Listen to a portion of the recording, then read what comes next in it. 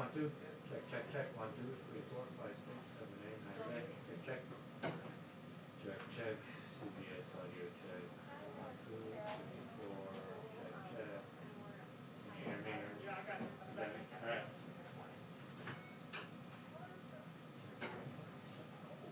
$5.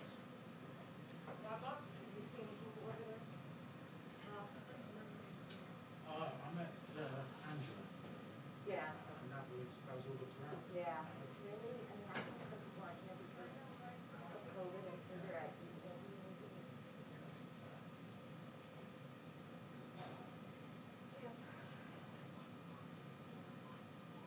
I think the travel days are over. For a while. Yeah, I know you love it, so do I. Yeah, I think we read it on travel. Yeah, well, we'll pick it up at some point. Dan, what are you thinking? I still, I always call on you for the, Wow. like 10 volunteers for items. I think always give me a shout if you don't have any. Oh my God, there's so many. Even MPOC yesterday, and the people. But I guess that's still new. Yeah, anyway, that will. Yeah. Well, second element is interesting, I guess. You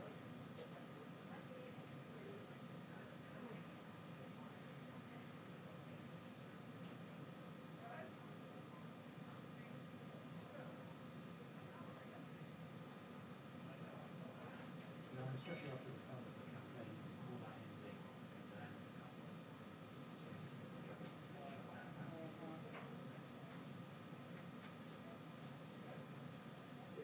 Two-minute warning for the press briefing.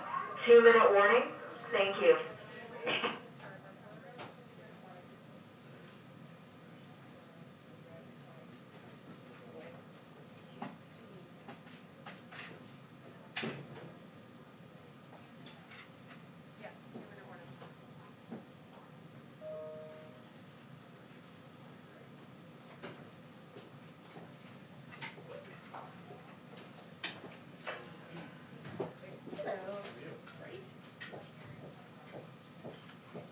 Okay, let's do this. You ready? Yeah, man. Not to mess this. Okay. Just get this one right. All right. I'll do my best.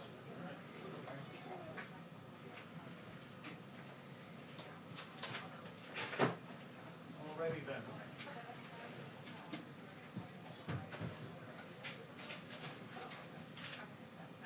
You do it until we get it right.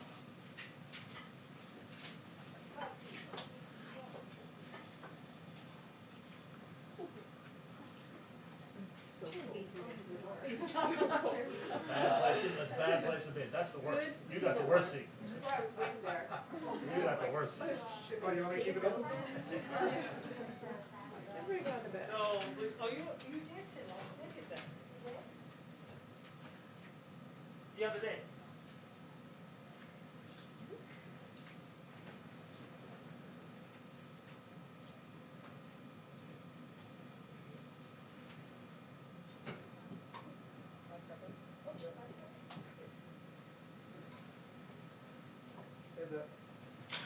Hi, everyone.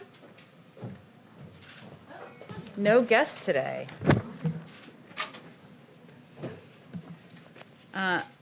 Good afternoon and happy Thursday. Before we get into questions, and I promise ample time for questions today, I wanted to share just a few updates with you. First today, President Biden signed 2 executive actions that will begin to restore and strengthen Americans' access to quality, affordable health care. Specifically, he directed agencies to re-examine rules and other policies that limit Americans' access to health care and consider additional actions to strengthen Medicaid and the Affordable Care Act so they can continue to provide access to life-saving care for millions of Americans. As a result, the Department of Health and Human Services will open healthcare.gov for a special enrollment period from February 15th to May 15th. And just as a reminder, the prior administration only had it open for 6 weeks, so this is double that length of time. Starting February 15th, Americans without health insurance can go to healthcare.gov and sign up for health coverage, often at little or no cost. The president also rescinded the global gag rule, which bars international nonprofits that international funding. Let me state this again. Which bars international nonprofits that provide abortion counseling or referrals from receiving U.S. funding. And he directed the Department of Health and Human Services to take immediate action to consider whether to rescind regulations under its Title X Family Planning Program. These also, of course, build on the actions the president has taken to put equity at the heart of his administration's response to COVID-19. Second, I wanted to update you on the amendment being made to the Public Readiness and Emergency Preparedness Act, or PrEP Act, declaration on the COVID-19 response. HHS will amend the current PrEP Act declaration to permit recently retired doctors and nurses to administer COVID-19 vaccines, and to permit anyone currently licensed to vaccinate within their home state and to administer shots across state lines. So we've talked a lot in here about the need for not just vaccines, but vaccinators, and this is an effort to put more vaccinators in the field. A number of states have already taken action to ease licensing requirements to expand the vaccinator workforce, but this nationwide action will make that easier across the board. The amendment will help us in our vaccination efforts with the continued goal of 100 million shots in 100 days. Also today, I just wanted to point you to, which you may have all seen, the statement by National Economic Council Director Brian Deese about the quarterly GDP and weekly unemployment claims. And finally, a note on the Vice President's schedule. Today she's doing local TV interviews and meeting with editorial boards in West Virginia and Arizona to discuss the American Rescue Plan. So with that, go ahead. Thanks, Jen. I've got two, one foreign, one domestic. I wanted to ask you about the Pakistani Supreme Court's decision to release the man that was convicted of the killing of journalist Daniel Pearl. Does the White House have a response, and are there plans to ask for his extradition to the U.S. for a trial? The United States is outraged by the Pakistani Supreme Court's decision to affirm the acquittals of those responsible for Wall Street Journal reporter Daniel Pearl's kidnapping and brutal murder, which shocked the world's conscience in 2002. This decision to exonerate and release Sheikh and the other suspects is an affront to terrorism victims everywhere, including in Pakistan.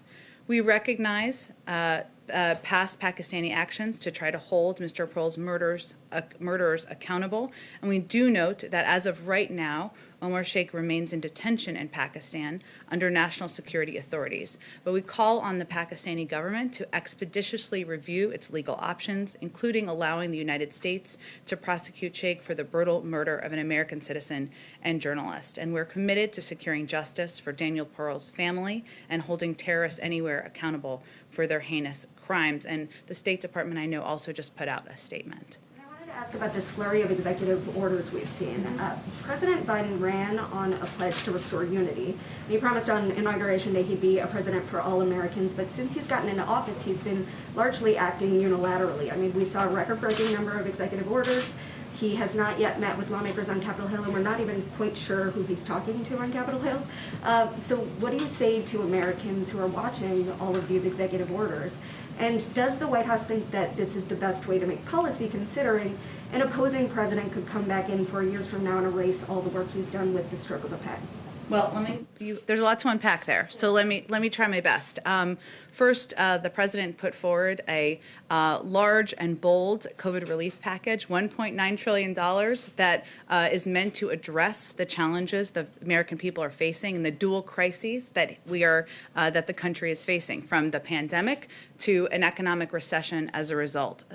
That package has the support of the majority of Americans, according to every poll that we have seen publicly released. So I would say first that part of unifying the country is addressing the problems that the American people are facing and working to reach out to Democrats and Republicans to do exactly that. And that's exactly what he's doing. He's had calls with Democratic and Republican members of Congress, many of them. He's doing more calls today, but he's doing calls regularly throughout the week and has done them back to when he was inaugurated and even before then. But he's also calling Democratic and Republican mayors and governors to talk to them about what their needs are on the ground. So his objective as president is to deliver on what he promised in his inaugural address, govern for all of the American people by focusing on addressing addressing the issues that people are facing that aren't just hitting blue states or red states, aren't just hitting Democrats or Republicans, but are crises that we are all facing. And I think the polls will tell you that people are responding to that.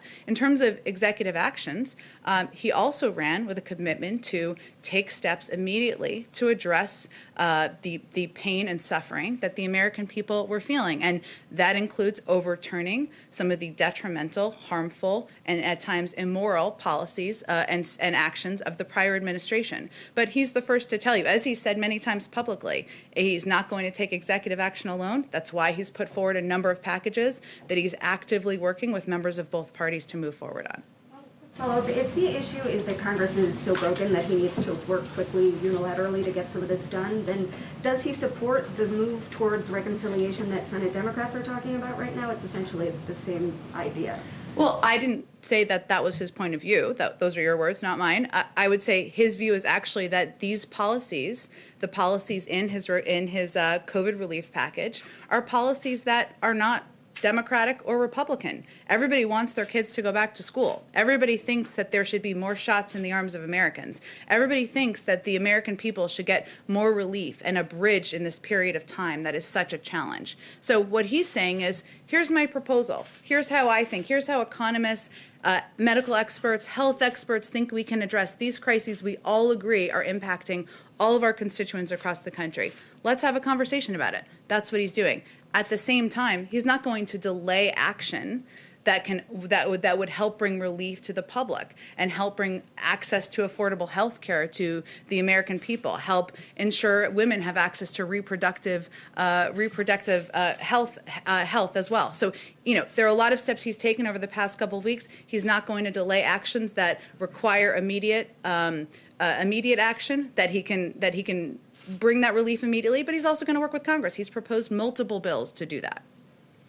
Go ahead, Mary. Following up on that, Democratic leaders on the Hill appear to already be eyeing reconciliation. We heard Leader Chuck Schumer today saying that they're moving ahead with or without Republicans. Does this undermine your calls for bipartisanship, and are you urging them to give this more time? Well, we're all very close to this here, reconciliation and all the terminology in Washington. Everybody who's watching may not be. Reconciliation is a parliamentary process. It's a way to get legislation through. It's a way to get relief to the American people. The president wants this to be a bipartisan package, regardless of the mechanisms. Republicans can still vote for a package, even if it goes through with reconciliation. There's no blood oath anybody signs. They're able to support it regardless. And he wants this to be a bipartisan package. He's listening to Democrats and Republicans. We all are, to ensure that that's what it looks like at the end of the day. But it doesn't seem that you can get both the speed you want and the bipartisanship at the same time. So which is the priority? I don't think that's true. We refute that notion. These challenges that the American public are facing are urgent. People don't know how to plan to have food on their table now. They're worried about whether their kids can go back to school in a couple months now. They're worried about getting the vaccine now. And those are issues that Republican elected officials are hearing, Democratic elected officials are hearing from their constituents, and we're confident that people are going to listen to them and come together to support a bipartisan bill. And just one other question on COVID. The South Africa variant is now been discovered to be here in the U.S. You, of course, have taken steps to ban non-U.S. citizens from South Africa from traveling here. That ban goes into effect on Saturday. Can you explain why Saturday? Why not sooner? Well, the testing requirements we put in place that you noted were put in place for all departures, including South Africa. They take place. They will be put into effect at noon on January 26th. So this actually goes into effect Friday night, fair, to Saturday morning, close, and was put into place very quickly over the course of a week to stand up the necessary process. I mean, it takes a little bit of time to put these restrictions in place, to work with airlines, work with regulatory authorities to get them in place. We did that as quickly as possible, and before there was a reported case, of course, because we've seen the reports and we listened to health and medical experts. Go ahead, Caitlin. So, given that Democrats have kind of indicated they will move forward with or without Republican support, would President Biden sign a bill that only Democrats voted for? Well, we're not quite there. That's getting us a few steps ahead of where we are now. He continues to believe that this should be, and will be a bipartisan bill that receives support from Democrats and Republicans. And he's having conversations with and listening to leaders and members of both parties to assure that we get to exactly that place. But if we got to that place where only Democrats had voted for it, is he okay with We'll that? have a conversation at that point. We're not there yet. Okay, so second question on, given all the volatility surrounding Wall Street and GameStop, what is the Biden administration doing to protect the average American investor if there is going to be potentially a major market correction coming?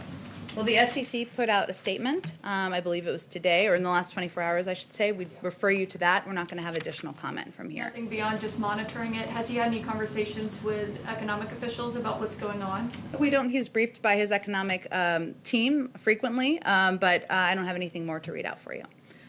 Go ahead. Is the SEC, DOJ, or broader administration specifically looking at Robinhood and other platforms' decision to prevent retail investors from purchasing certain stocks like GameStop? I don't have anything more on this aside from to point you to the SEC statement. Okay, just one more question. Is the administration working with Majority Leader Chuck Schumer to push Gary Gensler's nomination given the frenzy in the stock market? Well, I have not spoken with our legislative team about Gary Gensler's nomination specifically, but certainly the president has spoken about the urgency of getting his team in place to address the range of issues we're facing, and I don't think that would be any different for Mr. Gensler. Go ahead, Sabrina. Thank you so much. First on the COVID relief package, in order to cut a deal, would President Biden be willing to entertain a smaller package? Well, first, and you didn't ask me this, but since there was some reporting this morning, I just want to take the opportunity to be crystal clear. We're not looking to split the package. That is not a proposal from the White House. I talked to the president about it this morning. That is not what our focus is or our intention is. And the reason is because we are not going to put ourselves in a place, or anyone in a place, where we're choosing between helping families to put food on the table and making sure kids get back to school, or making sure kids get back to school and getting a vaccine in the arms of Americans. Now, at the same time, what the president has conveyed to all of us and had during his conversations with members of Congress is that he's put his proposal out there. He was in the Senate for 36 years. He, of all people, appreciates the back and forth, the engagement, the opportunity to hear from members of all sides on what they like, what they don't like, things they think should be smaller. Some have proposed things should be bigger. There's, of course, lots of ideas. No member of Congress is a wallflower that are out there in public, and certainly that reflects the private conversations as well. And, you know, there are areas. For example, there has been some discussion of, can this be more targeted? You know, the president believes that, and that based on his recommendations of economists and his health and economic experts, this is a plan. This is a overall package and proposal that is absolutely targeted toward the people who need it most. But he's happy to have a conversation about that, and happy to have a conversation about any component that people are coming at him with good ideas. But our focus is on making it better, improving the package as people have good ideas. We're open for business and open to hear from members of Congress on that. But we're not going to do this in a piecemeal way or break apart a big package that's meant to address the crisis we're facing. On COVID, can you confirm that the Biden administration is actively looking into expanding mandatory testing for domestic travelers here in the United States, and what other new domestic requirements can you detail that might be forthcoming? Well, we had put out just a couple of days ago, as we talked about earlier, some specific requirements on international travel. As you know, I don't have anything to preview for you or predict on domestic travel restrictions. Our team is always evaluating and how to keep the American people safe. Go ahead. Thanks, Jen. Can you give the American people any hope that the vaccine supply is going to go much over 10 million doses a week for the next couple months? Well, as you know, but in case people watching don't know, the president made an announcement just 2 days ago about increasing the supply of vaccines to ensure that we are getting as much of the supply into the hands of governors and elected officials as we can to get the vaccine into the arms of Americans. We're going to continue to push, as he said. He's going to continue to push. We will all continue to push. But the issue is not just vaccine supply. A big issue is vaccinators and the capacity to have people who can put the vaccine into the arms of Americans in communities and in neighborhoods to be able to do that. And it's also vaccine locations. So we already made an announcement less than 48 hours ago about increasing the vaccine supply going to states. He will continue to push.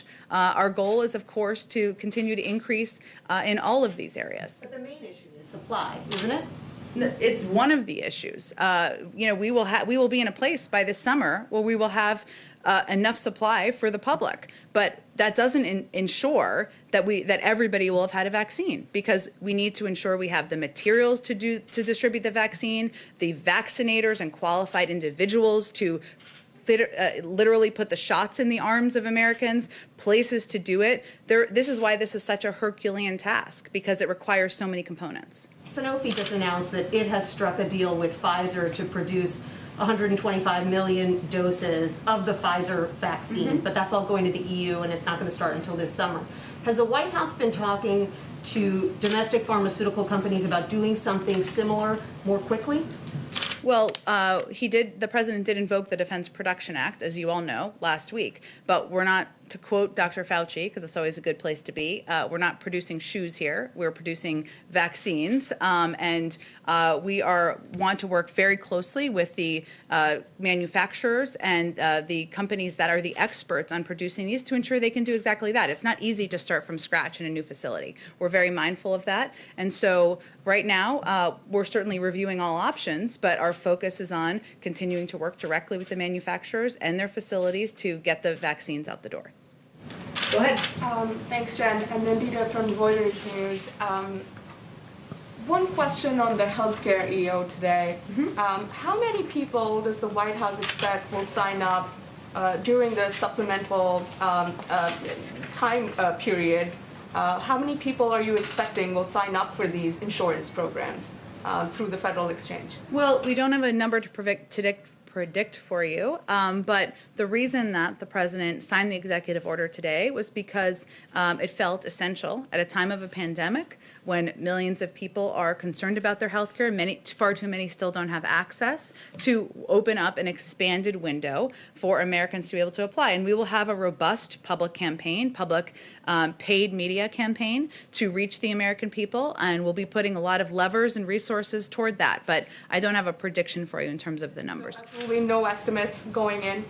We're not going to do predictions from here. Just as many American people who don't have access and currently are not on the exchange that we can reach will be our goal to reach. And I had a follow-up on the markets and everything that's happening with GameStop. You did mention, I believe, yesterday that the Treasury Secretary is monitoring the situation and she's kind of on top of it. There have been some kind of concerns about her previous engagements with Citadel and speaking fees that she has received from Citadel. Are there any plans to have her recuse herself from advising the president on GameStop and the whole Robinhood situation? Well, just to be clear, what I said was that the Treasury Secretary is now confirmed. Obviously, we have a broad economic team. The SEC put out a statement yesterday that I referred to, but I don't think I have anything more for you on it, other than to say, separate from the GameStop issue, the Secretary of Treasury is one of the world-renowned experts on markets, on the economy. It shouldn't be a surprise to anyone she was paid to give her perspective and advice before she came into office. Go ahead. Before she came in to be the Treasury Secretary, I should say. Go ahead. Jen, I have a couple of foreign policy issues. Sure. The first one is on Taiwan. Chinese Defense Ministry spokesman said yesterday that the Chinese military activities in the Taiwan Strait is a necessary response to foreign intervention, and that any efforts towards independence means war. Does the administration believe that Beijing is testing the U.S. on the issue of Taiwan, and how would you respond? Well, the good news is that my longtime friend John Kirby is giving a briefing today at the Department of Defense, and I would certainly refer you to him and any comments he makes on this specific issue. Do you have another question? Yes. I'm just again following up Secretary Blinken's statement yesterday on the review of the sale of F-35s to the United Arab Emirates and also missiles to the Saudis. What is the message of the administration to the region in terms of your position on the Abraham Accords. I understand the president is open to having more countries join, but how urgent is it for the administration? And what would be your strategy? Would you, for example, continue the carrot and sticks approach of the Trump administration? Well, I know Secretary Blinken was just confirmed yesterday. I love having all these cabinet members and colleagues in places and agencies because there's even more expertise out there. But as you know, we've recently paused some arms sales to ensure they meet our strategic objectives, including how to end the conflict in Yemen. But state will be able to speak to it in greater detail. And as you also noted, there's going to be an ongoing review of a range of policies, including what our engagement will be in the Abraham Accords. In terms of the urgency, how urgent is it for the administration that more countries sign on? Well, again, this will be under the purview of the State Department. I'm sure they'll be speaking to it. And the Secretary was just confirmed earlier this week, so we'll give him a minute to figure out where his pencils and pens are. But certainly it's important, an important issue and one that they will be reviewing soon, I'm sure.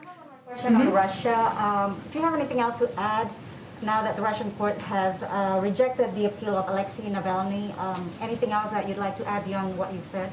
No, as I noted the other day, and as was clear in the readout that we issued of the president's call with President Putin, he did not hold back in conveying his concern and about the treatment of Alexei Navalny and the treatment of protesters, and that is certainly something that will continue to communicate at many levels with the Russians. Go ahead. Hi, two questions. Actually, third, I just wanted to follow up on the Russia question.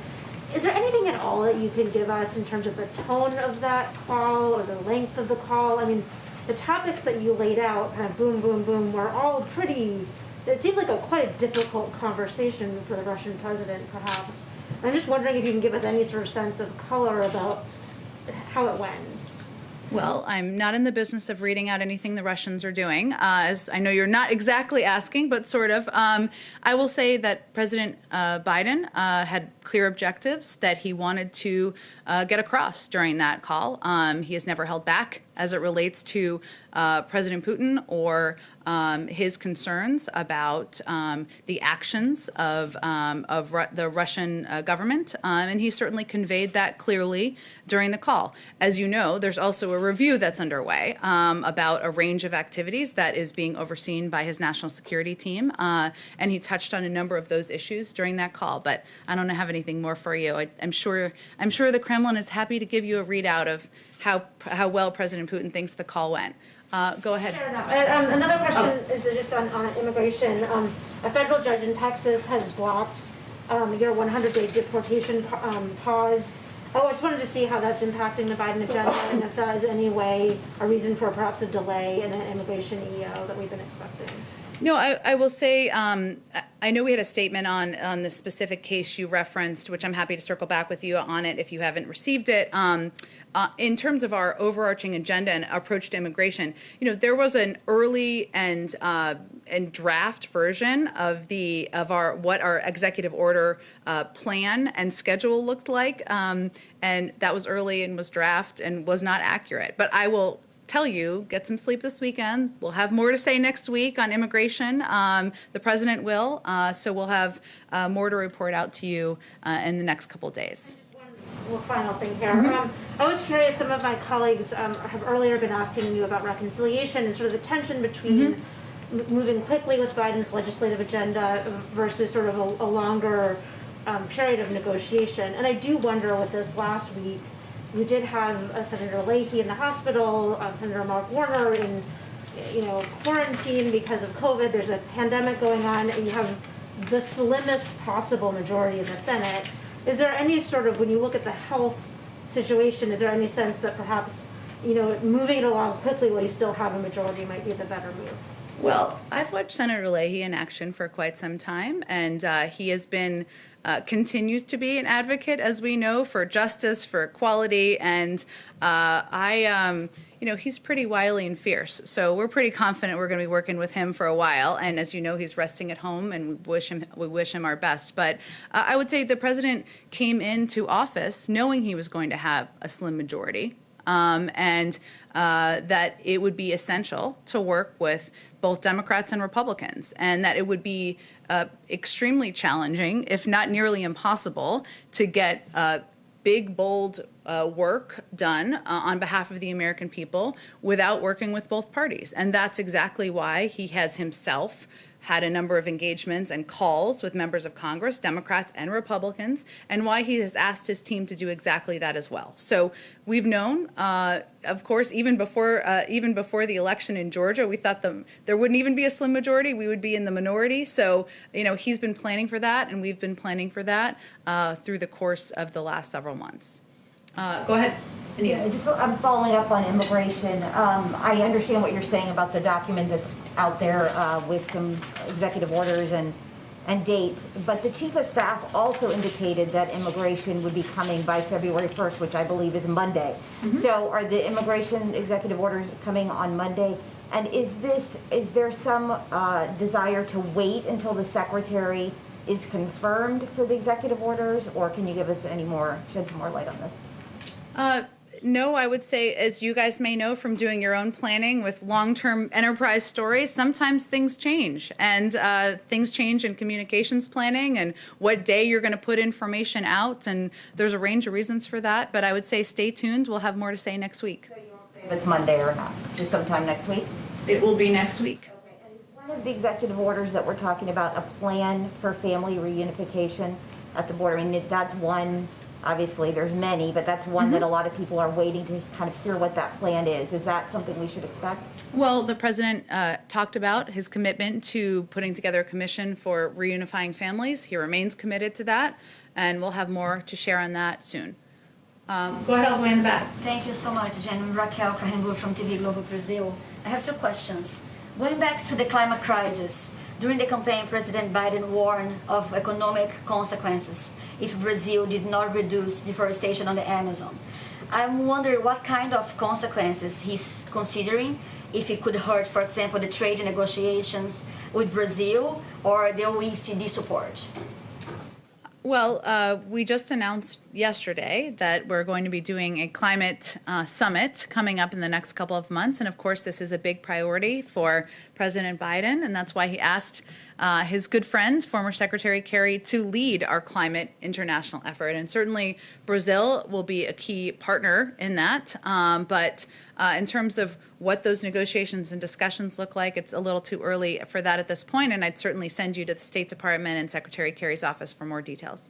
So just a follow-up, did he invite the Brazilian president? Will he invite for the summit? And is also President Biden still planning to label countries as climate outlaws? And if so, would Brazil be part of this list? Well, we're not quite there yet, given we just announced it. There haven't been invites or anything that went out, but we're happy to keep everybody updated. And certainly, as the United States is a large emitter, so is Brazil, so is China, so are many large countries and large economies, and we all have a role to play in addressing this crisis. One more question, Jen. When does President Biden think he will be able to start doing, or he will do his first international trip? And where would be the first place he would go? I don't have anything to preview or predict for you at this point. As you know, we haven't done any domestic travel yet, given COVID. So I certainly don't have any predictions about a foreign trip. Go ahead, Sabrina. So I have a question on at her confirmation hearing yesterday. UN Ambassador Designate Linda Thomas-Greenfield said she believed that BDS, the boycott, divestment, sanctions movement to pressure Israel, is unacceptable and borders on or verges on anti-Semitism. Is that a characterization that the White House shares when it comes to the BDS movement? I don't have anything more for you on kind of our position. It's, I think, been that the president has spoken to this as a candidate and prior as vice president, but I don't have anything new, and I'm happy to get back to you if there's anything I can get to you from the National Security Team. Go ahead. Thank you, Rob Crilly with the Washington Examiner.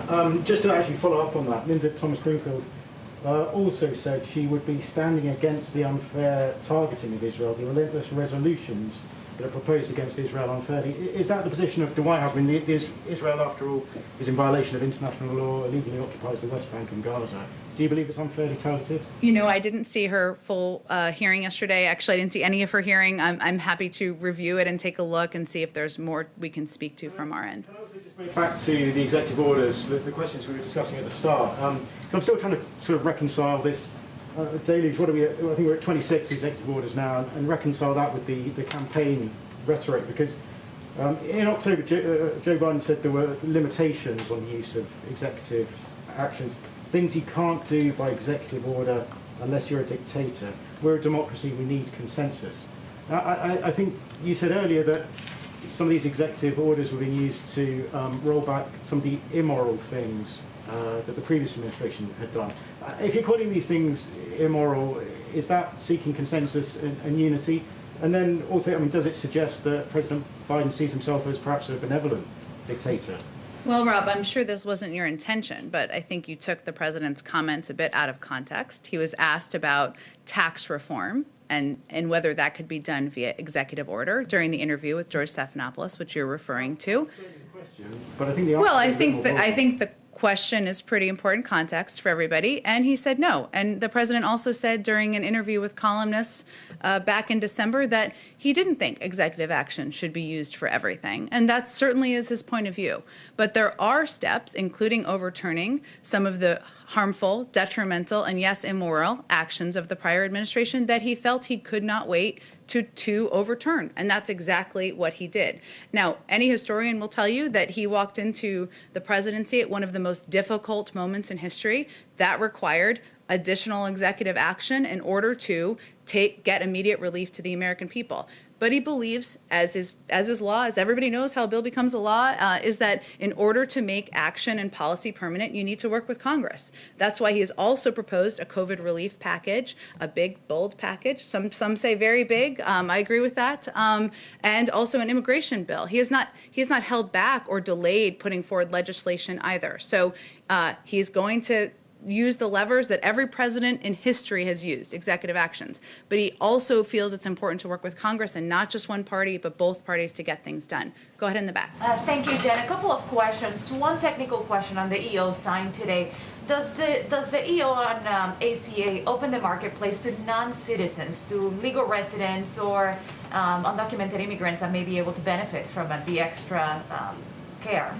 It doesn't change the requirements for qualifying for the Affordable Care Act. It opens it up for 3 months for people who would be already eligible for the Affordable Care Act. So, but obviously there are, the Health and Human Services team will continue to look for ways to expand access. I will say, you didn't ask this, but this is a common question, so I'm just going to proactively answer it, that we do feel as an administration that ensuring that all people in the United States, undocumented immigrants as well, of course, should receive access to a vaccine because that, one, is morally right, but also ensures that people in the country are also safe. That was my second question. How are you guiding the states? Actually, yes. Okay. How are you guiding the states? It's a common one.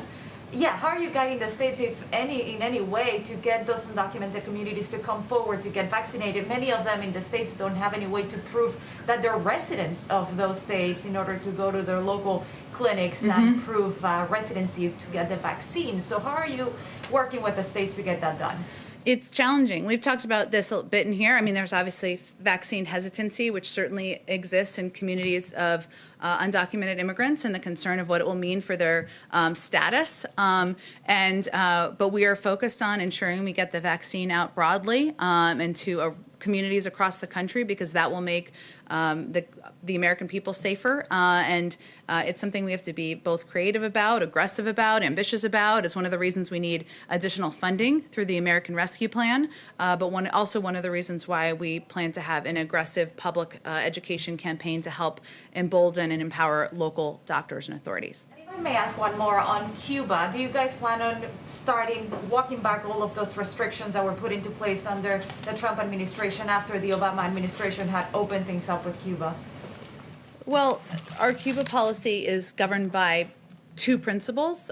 First, support for democracy and human rights. That will be at the core of our efforts. Second is Americans, especially Cuban Americans, are the best ambassadors for freedom in Cuba. So we'll review the Trump administration policies, as we are in a number of other areas of national security, with an eye to ensuring that our approach is aligned with that. But we will take our own path. I don't have anything to predict for you at this point in time. Go ahead, Alex. I wanted to clarify something. We talked a little bit about the administration's stance on school reopenings yesterday. Sure. So Ron I wasn't really clear on that, so I got a little better information. Ron Klain indicated that he believes, or the administration believes, that schools need more funding for them to be safe enough to reopen for students to go back. But there's been a number of studies, including the recent one out of the CDC, that have shown evidence that schools are perfectly safe for students to go back, and there were recommendations that they should go back. So this seems like a bit of a dispute between teachers' unions and sort of data and the science. So where does the administration stand in that dispute? Well, first, let me be absolutely clear. President Biden wants schools to open, and he wants them to stay open because it's obviously very disruptive for families. I'm a mother, for anyone who has kids, for kids to come in and out of school. But that means making sure, as you said, that every school is able to have the equipment and resources to open safely. Not just rural schools or private schools, which often is where a lot of the school reopenings and schools staying open is happening. It's more of a challenge in public schools where they don't have that funding from tuition or smaller populations where it's easier to put in place the actions needed to keep the schools open. But the CDC study, which I know has received a lot of attention, was based on kind of an area that was more rural in Wisconsin. It was not, and I think what Dr. Walensky has said is that, and I think she said this on CNN last night, is that for areas where they are more populated, where schools where there is a lot more foot traffic, that there are going to need to be a lot of steps put in place in order to make the schools reopening safe. But we are committed to doing that. That's why the president signed an executive order last week supporting the safe reopening of schools. It requires the Departments of Education and CDC to provide evidence-based guidance. So that will include things like testing, smaller class sizes, more ventilation, better cleaning, PPE, strong state and local public health guidance. But we want to provide that clarity from the federal government because there's a lot of confusion, and public schools especially don't know what steps they need to take, how to ensure they're safe. Those are all good decisions that are going to be made locally, but we want to give them the guidance. That's in process. Our team is working on that. Dr. Walensky, the CDC, and our health experts, and we hope to have more specifics soon. Maybe two more questions? Go ahead. So American savings rate has been up throughout the pandemic. And so I'm wondering why give all Americans a $1,400 check and why not means test for the relief that your administration is talking about? Well, first, the proposed checks, I mean, have the same criteria as the package that received broad bipartisan support in December, right? So approximately the $1,400 checks would go to families making approximately $150,000 a year. There's a scaling up, as I think you're referencing, up to about $300,000. I think you all are aware of this, but just for everybody else. And, there has been some questions about that. President Biden, our economic team, we're open to discussing that. But we want to ensure that the families that need relief, that need assistance, get it. And I would say at a time where we saw the economic data today, and this was reflected in Brian Deese's statement, it was worse than any week, I don't want to misquote myself here, than that we saw during the Great Recession. I mean, people are suffering. Millions of people are out of work. People don't know how to put food on the table. These challenges are real. The data shows it, but we also see long lines for food pantries. We see, people who are out of work and don't know what they're going to do to make ends meet. And so that's tangible, that's real, and we want the package is going to need to be big and bold to address that. And then since we've been talking about women's health and access to abortion today, does the administration plan to suspend the requirement that the medication abortion pill be picked up in person? I know that that's something that advocates have been pushing for after the reversal under the Trump administration. Yeah, I've certainly seen some reporting and questions about that. I'll have to talk to our health team about that specifically. Can I ask one more about the travel restrictions? Sure, go ahead, and Caitlin, then we'll go to you.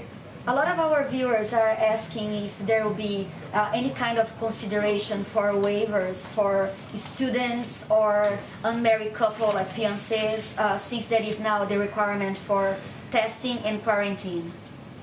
Well, I know there's been a lot of coverage of this and questions because these are people's lives and human beings who are missing their loved ones and their family members. And just to restate what the requirements are now. So spouses of American citizens and lawful permanent residents are able to travel under these restrictions we've put in place on international travel, although they have to take part in the mandatory pre-departure testing that applies to everyone. And we are reviewing and assessing, I should say, how students and unmarried couples and how we can proceed with that moving forward. I don't have anything to preview for you, but our team is looking into that. Criteria, why countries with high numbers like Russia or India or Mexico are not in the list? Well, our health and medical team takes a close look at what restrictions we need to put in place in order to keep the American people safe, and that's how we review it. It's not about geopolitics. It was at times in the prior administration. That's not how we approach things. It's about where we need to put restrictions in place to keep the American people safe. I promise, Caitlin, you get the next question. So just to get some clarification on the CDC study about schools being good to reopen if precautions are taken, is the White House position that it needs to be further studied since you're citing just the one school in Wisconsin, or does the White House agree with the recommendations from the CDC about schools reopening? Well, the CDC hasn't issued the formal recommendations or requirements on how all schools across the country can open. They did a report, as they do reports frequently, based on an area in Wisconsin. Important, interesting data, no doubt, but that is not reflective of every school district and community in the country. And so they will be coming out with more specific requirements, or more specific, I should say, guidelines for the public, because there are schools that are in much more highly populated areas. There are schools that have far more kids in classrooms, far more kids walking into the school, and they want to ensure that there's clarity on testing needs, class size needs, public health guidance that people can abide by. But their recommendation is that K through 12 schools should be the last settings to close after all of these mitigation measures have been employed and the first to reopen. So we all want schools to open and be open for good. What I'm reflecting on, or what I'm trying to clarify, I guess, is that schools in cities are dealing with different challenges than schools in rural communities, and schools in Wisconsin may be dealing in different challenges than schools in downtown Atlanta, right? So there needs to be the CDC will issue more specific guidelines soon. They're focused on it now. Okay, and last question on this. So President Biden has said he wants all schools to reopen in his first 100 days. Is that still the goal if Congress does not pass this proposal, which has the money for schools, which Ron Klain and others have said is what they believe schools need to reopen? I sense skepticism about the bill getting passed. We don't feel that. Look, I think the reason... I know, that's your job. Look, I think, Caitlin, one of the reasons why we're so focused on the American Rescue Plan and getting it urgently passed through Congress is because we need this funding in order for schools to reopen and for them to have the support to ensure that they have proper ventilation, better cleaning, testing, PPE. That's a key component of the package. And that's one of the reasons we're not going to negotiate out that versus vaccine funding or unemployment insurance, because that's a key component, and we need that to ensure that schools will have the resources across the country to be able to reopen, and that's exactly what the president wants to happen. Thank you, Jen. Thank you. Oh, okay, we're good. She was very patient. Go ahead. I just wonder if there is a general sense of frustration just about the pace of things, given the vaccine distribution, some of what you inherited from the Trump administration, trying to roll out executive orders, working with Congress and sort of having some lawmakers raise concerns. Is it harder to change things than you all thought it would be? I'm only laughing because we're on our 8th day here. So, and in that period of time, the president has signed multiple executive orders. He has proposed several comprehensive bills. He's had many conversations with members of Congress about the urgency of getting things done. And I will say, in those conversations, there is an understanding and agreement about the urgency of addressing these issues. So, no, we're actually pretty hopeful and optimistic about the opportunity and the ability to work with Democrats and Republicans to get packages through to help bring relief to the American public. But we also recognize that members of Congress have, they're not wallflowers. They have different points of view. They have lots of ideas. They're going to bring those forward. We're hearing them, and we're just eager to move things forward as quickly as we can. But we're on day 8, so we are confident we're still on a pretty rapid pace here. Thanks, everyone. I appreciate all of you. I'll be in my office. Thanks for your time, and we'll do this again tomorrow.